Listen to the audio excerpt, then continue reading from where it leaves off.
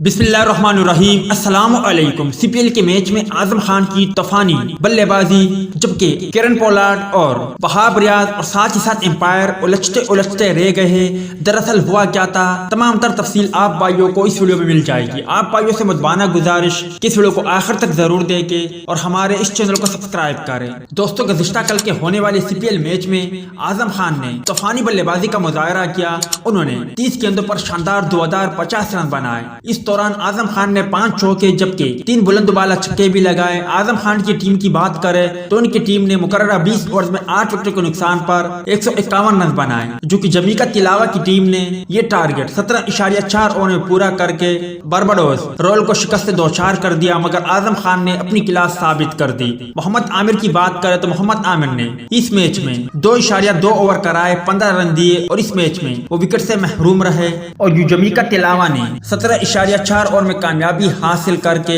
आजम खान की टीम को शिकस्त 2-4 कर दिया। जबकि दूसरी जानिब वहाब रियाज और किरण पोलार्ड उलझते उलझते रह गए। वहाब रियाज अपना आखिरी ओवर कर रहे थे जब वहाब रियाज ने अपने आखिरी ओवर की चौथी गेंद करवाई, जो कि किरण पोलार्ड उनका सामना कर रहे थे। उन्हें ऐसा लगा कि वाइड है, ताहम एम्पायर ने नहीं दिया, जिस दौरान किरण पोलार्ड को एक अनोखा एहतजाज करना पड़ा और उन्होंने मैच को न खेलने का फैसला किया। जबकि वहाब रियाज काफी देर तक अपने स्टार्ट पर तैयार खड़े थे, ताहम किरण पोलार्ड ने अपना एहतजाज जारी रखा।